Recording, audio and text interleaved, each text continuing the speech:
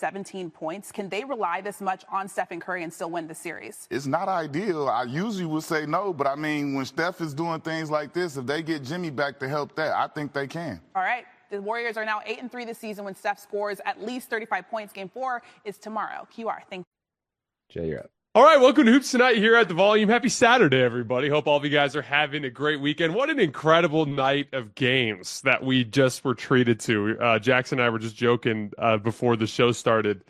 Like, this is our 8th consecutive night going, and I think we've gone 6 of those mornings, too. So it's been like this crazy blur. But at the same time, like, Jackson says, I'm riding a high from those 2 incredible games, and I am, too. Like, it's just so much fun, at least, in this time of year, despite the unending train of just incredibly good basketball games. We're going to be breaking down tonight. We're focusing on the final 2 games in the slate. So we're going to be hitting that absolutely bonkers Clippers Nuggets game. And then the Golden State Warriors end up pulling out a game on the strength of their defense against the Houston Rockets. Some key contributions down the roster with Jimmy Butler out. We're going to break those 2 games down from the perspective of both teams. Then after that, we're going to do a mailbag from the chat. And one of the things that I like about that mailbag is it allows you guys to kind of direct into certain parts of these series that you guys are interested in, that you guys want to talk about more. So come into the later portion of the show, drop your questions in that chat. Any other questions you have about these series, any other series around the league, make sure you guys hang out for the mailbag at the end. You guys know the drill. Before we get started, subscribe to the Hoops Tonight YouTube channel so you don't miss any more of our videos. Follow me on Twitter at @JasonLT so you guys don't miss show announcements. Don't forget about our podcast feed, wherever you get your podcasts under Hoops Tonight. It's also super helpful if you leave a rating and a review on that front. We also have social media feeds on Twitter, Instagram, and Facebook where Jackson's doing some great work. Make sure you guys follow us there. And then last but not least, keep dropping mailbag questions in the YouTube comments so we can keep getting to them throughout the remainder of the postseason. All right, let's talk some basketball. So I was confident coming into this 2-game home set here for the Warriors that even without Jimmy Butler, they should be able to get the job done. Mainly because of 2 things. The simple fact that Steve Kerr, as he openly said in a timeout in Game 1, these guys can't score on us in the half court if we can keep them trapped there. 3 times tonight, the Warriors held the Rockets to 22 points in a single quarter. That is going to keep things close enough. And then at home, I just believe in the Warriors role players finding enough ways to ride the energy of the crowd and find ways to contribute offensively. That's kind of been the story of the Steph Curry era, is especially when they're at home, even when guys are out of the lineup, if Steph's out there and if Draymond's out there, they're going to get enough stops and they're going to get enough advantages to be able to win a game like this. And they were just incredible. We're going to be going down the line here talking about all their individual contributions. I do want to start with Steph, though, because what was actually interesting about this game is Houston controlled it early. And one of the big reasons why was that idea that I talked about with the Warriors role players being able to ride some of that energy of the crowd and their defense to be able to provide offensive punch. That wasn't there to start the game. No one could make a shot to save their lives.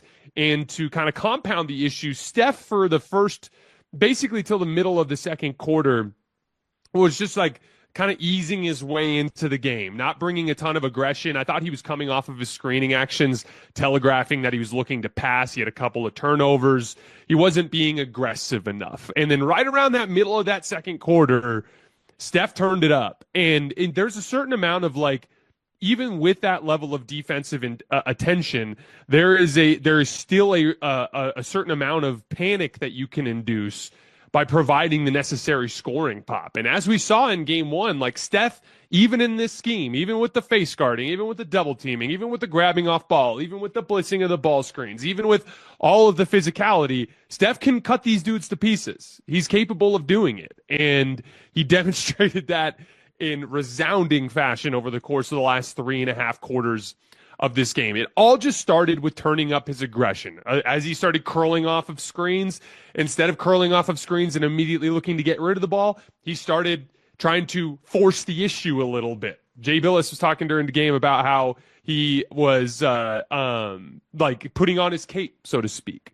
trying to take on multiple defenders, curling those actions and taking scoop shots in traffic, taking floaters in traffic. He started to look to be aggressive for the first 3-point shot, pushing it a little bit further out, taking some more heavily contested shots. He found some ISOs, some isolation situations that he liked working against, like against Dillon Brooks there at the end of the game, that quick crossover into the pull-up three. And because he brought the requisite scoring pop, 36 points tonight, that is what started to induce the final sequence of the game, which was Gary Payton II starting to get downhill out of keepers and like fake dribble handoffs and slips of ball screens. He even got free on a backdoor cut off of a classic screening action where both guys ended up running with Steph. That comes from the scoring pop that Steph brings throughout the game. 36 points, 7 rebounds, 9 assists. Like, he has been absolutely fantastic in the 2 Warriors wins in this series. I can't say enough about it.